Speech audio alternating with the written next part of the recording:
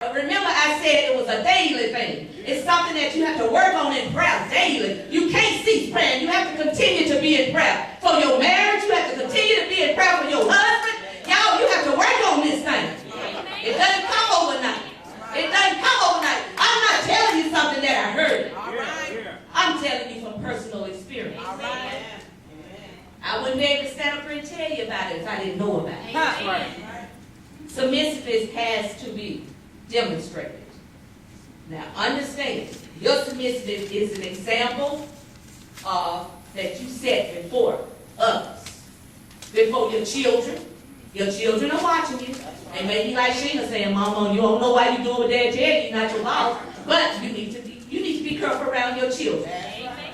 Because your children sit there and say, my mama run this house. My mama tell my daddy what to do.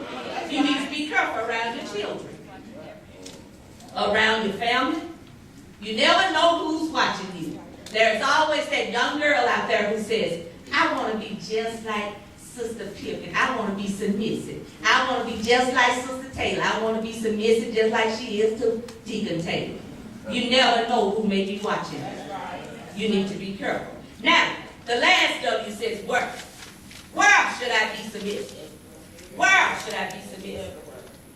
And I said anywhere and everywhere. Anywhere and everywhere. If you are submissive privately at home, then it'll spill over into the public environment. If you are submissive at home, then it'll spill over into the public. But when you get out here and you start acting a certain way, I say to myself, oh, Lord, ain't no submissiveness in that. And you can tell it. It'll stick out. It'll stick out. If you're submissive at home, you won't have to pretend when you get in the church or in the community environment. I used to have a preacher's wives class at one time at Sure Foundation. And in that preacher wives class, I told the preacher wives, and this doesn't just apply to preacher wives, it applies to deaconess wives and husbands and every other kind of spouse that's in here. I said, now, whatever you do, don't embarrass your husband in public. Don't embarrass your husband in public. That's the worst thing to do. Your husband standing up and say, baby, would you please stand? And you just sit there. My mom said, like a knot on a log. You just sit there and look like, no, he ain't standing up. Y'all know submissiveness. No submissiveness. We can be out here, we can go out here in the fellowship hall and eat, and your poor husband don't even have nothing to drink. Baby, would you bring me a bottle of water, please, or something to drink? Honey, you better get up and get yourself. Hey, you're not your slave. No submissiveness. No submissiveness. We have been places where, some folks do this, and some folks will tell you, don't ever get in the habit of fixing your husband's plate. Well, I fix my husband's plate. So when I'm out in public, I fix my husband's plate because I do it at home. So remember, what you do at home will spill over into the public. So when I'm out in public, now sometimes if he's real hungry, he don't have time for me to wait. But as a whole, I fix my husband's plate. But we have been places, and I've seen a man would say, baby, would you fix my plate? No, I don't fix it at home. What make you think I'm going to fix it now? I ain't none of your slave. Y'all, no submissiveness. Don't embarrass your husband in public. Don't embarrass your husband in public. You need to be submissive. If he's high-sided, if he's trying to put on the front in front of folks, go along with it. Go along with it. But wait till you get in the car on the way home and say, look, don't you ever do me like that. Y'all, I kid you not. I kid you not. Pastor and I would have the worst arguments on our way to church.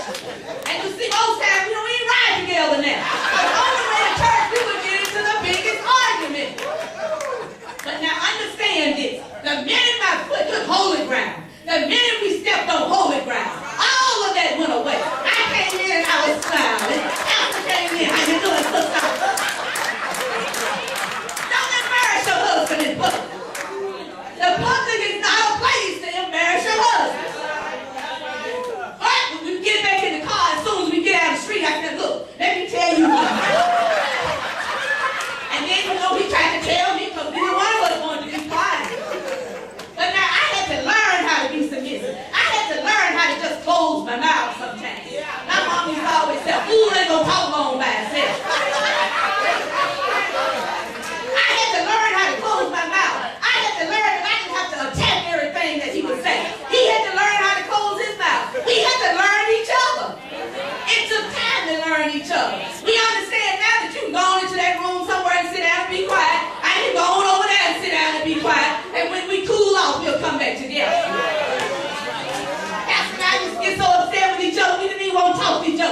start writing each other letters.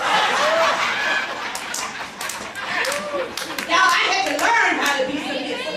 I had to learn how to be submissive. I had to understand I wasn't that independent woman anymore. I had to learn how to be submissive. Now, sisters, I got a little bit of something for everybody.